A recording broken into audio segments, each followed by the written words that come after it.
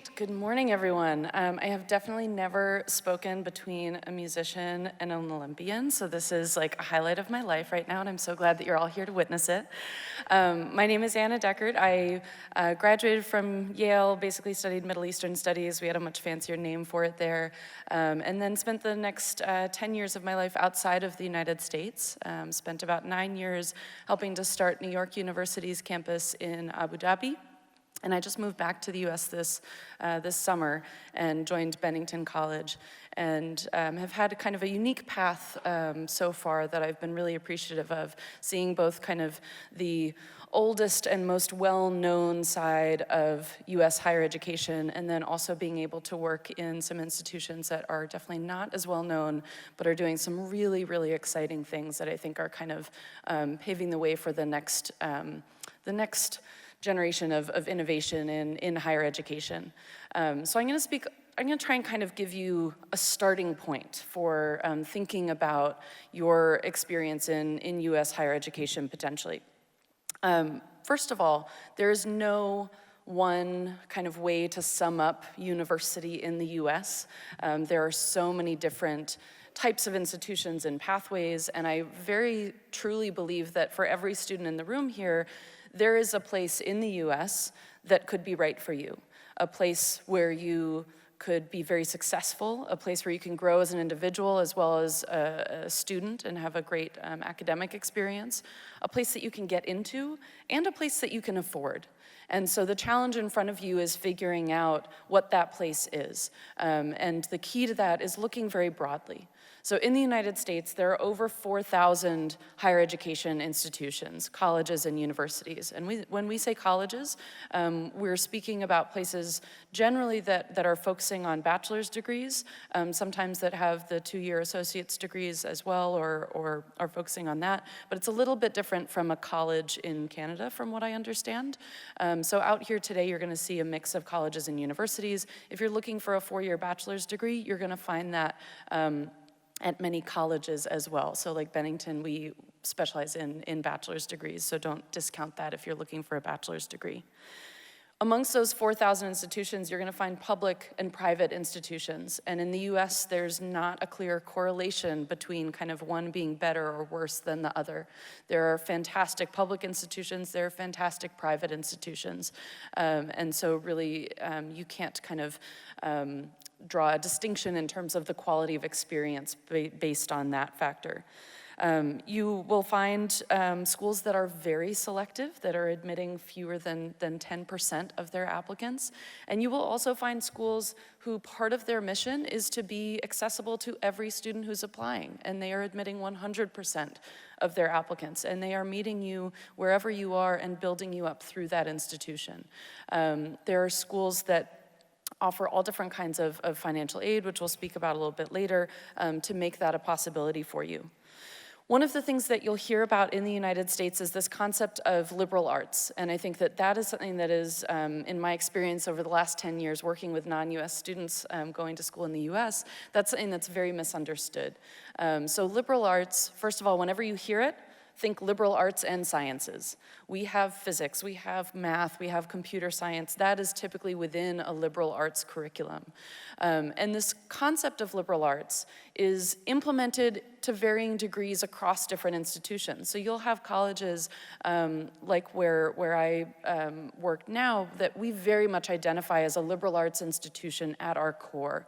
And what that means is that we really are valuing kind of this exploration, and we have a broad range of academic programs. You'll also find colleges that specialize in something and maybe don't identify quite as much as liberal arts, but in my opinion, they're still kind of founded on this concept of liberal arts. And one of the key things about liberal arts and why that is sort of the foundation of higher education in the United States, it is this sort of T-shaped student approach where we want you to get breadth across different areas as well as depth. And I think that one of the big misconceptions is that breadth takes away from depth. And that's really not the case. We want to prepare students to be able to approach big problems. And to solve those big problems, or to even think about those big problems, you need a lot of different people at the table. You need to have scientists, you need to have engineers, you need to have politicians. You also need to have artists. You need to have writers who can communicate about that. So whether we're thinking about peace, migration, the environment, those are all issues that cannot be solved by someone who's a specialist in just one area. You need a lot of different specialists coming to the table, and you need everyone at that table to be able to understand what everyone else is kind of bringing to the table, even if you don't have a full kind of expertise in that area. So we think that that breadth actually allows you to be a better expert in whatever area you are then kind of specializing in. And that's kind of, to me, one of the core parts of this philosophy of a liberal arts education. In the admissions process, again, there's no kind of one process, one rule for US higher education institutions. About 800 of those colleges and universities use something called the Common Application. That's something that is sort of a one-stop shop for students when you're applying. You'll also find networks of public institutions in California and New York that they have their own application, and you'll also find universities that just have their individual own application that you access through their website. But if you're looking at a more selective college that has a holistic admissions process, there are kind of three areas that we're looking at. We're really never plugging in numbers to some magic system and getting a decision out of that. So it's not just GPA, it's not just test scores. And you'll actually find more and more colleges these days that are considering or that have become test optional, where we decide that that SAT, ACT isn't giving us what we need. We're looking at a lot of other factors. That's certainly not every college, but you can find those test optional schools out there. So three of the things that we're often looking at: academics, first and foremost. We want to make sure that you're ready to be successful on our campus. We want to make sure that you have the academic background for what we are offering, and that is going to be different for every institution. We are also then looking at, what is your impact? What is your role in kind of your community and your school? We want to know what kind of activities you're involved in. What are your contributions in that way? And maybe those are going to be a little bit different when you're in college, but we want an active community member. And again, there will be different weight placed on something like that according to different colleges and what their kind of campus environment is, what their priorities are. The third part is kind of this personal aspect and fit.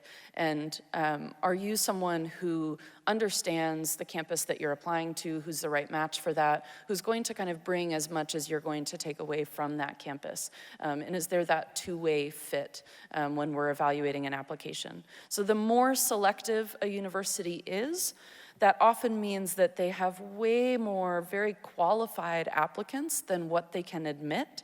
And they're then looking more and more at these other factors beyond just kind of your grades and test scores to see who amongst those qualified applicants is going to be the best fit for that college or university.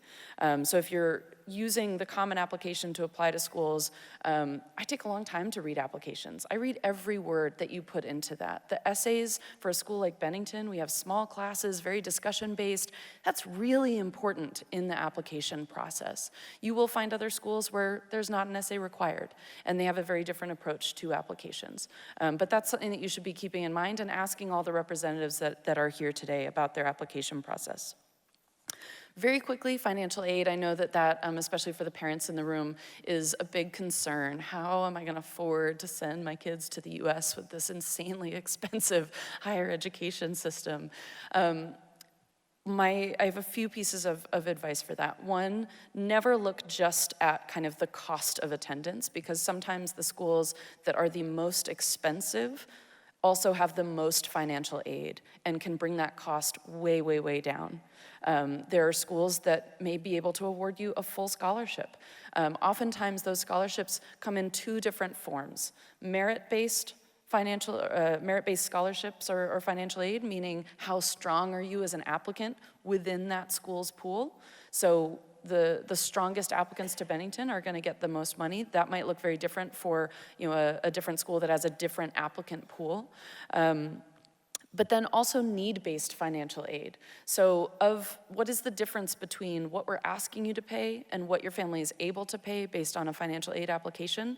And maybe we'll also be able to make up a small amount or a very large amount or the full amount of that need that you demonstrate in your financial aid application. So make sure that you're never just asking how much does it cost, but also, do you have financial aid? Do you have merit-based financial aid? Do you have need-based financial aid? How do I apply for those things? And that can sometimes often bring the cost way down for a college. The last thing that I want to leave you with is a couple of resources. So how do you narrow down those 4,000 colleges and universities in the United States? There are two tools that I want to make sure that you're aware of. So one is the Common Application. If you're applying to any of those 800 member colleges, there are tools in there that allow you to explore colleges, and you can put in kind of filters and say, think about what's important to you. Is this a certain geographic location? Do you want to be in a really small kind of rural area? Do you want to be in a big city? Do you want to be at a campus that has a large percentage of international students? Are you really excited about study away and you want to be at a place that has a lot of students who are participating in study away programs? Is there a certain club or activity that you want to be in that you want to see that on campus? So you can start to kind of set these filters. There's another tool called Big Future. It's on the College Board website. It's a free tool that looks at all colleges and universities in the US, and again, allows you to kind of set these filters, and you'll come out with a list that may have some names of schools that are familiar to you, and will probably have a lot of names that are not familiar, but they match what you're looking for. And that's a great place to be starting your search. There's also Education USA offices that are run through the US embassies and consulates around the world. I believe they have a table here today. They're, again, a free kind of resource representing all of US higher education, and they will have some great resources on their website for you as well. If you're looking at test optional colleges or university, then there's a website called fairtest.org that keeps a running list of schools that don't require SAT or ACT. The last thing that I want to say is that there's an article that came out recently in the Wall Street Journal called "The Right Way to Choose a College," and this was after everything happened recently with parents kind of trying to find side doors and back doors to get their kids into colleges. And the main takeaway from this article was that if you look at success down the line, it's really not corresponding to how elite that college was, the ranking of that college. It corresponds to what you do when you're on campus and what you make of that opportunity. So if you go to the best college in the United States, but you don't make the most of that opportunity, you're not going to get a great education. If you go to a school that maybe you hadn't heard of before, is not at the top of ranking lists, but you're really making the most of all that they have to offer, you're going to get a great education there. So there's absolutely a place for everyone in the US, and I'm happy to speak with folks later about that, but certainly make sure that you're chatting with all the different representatives about what they have to offer for you today. Thank you.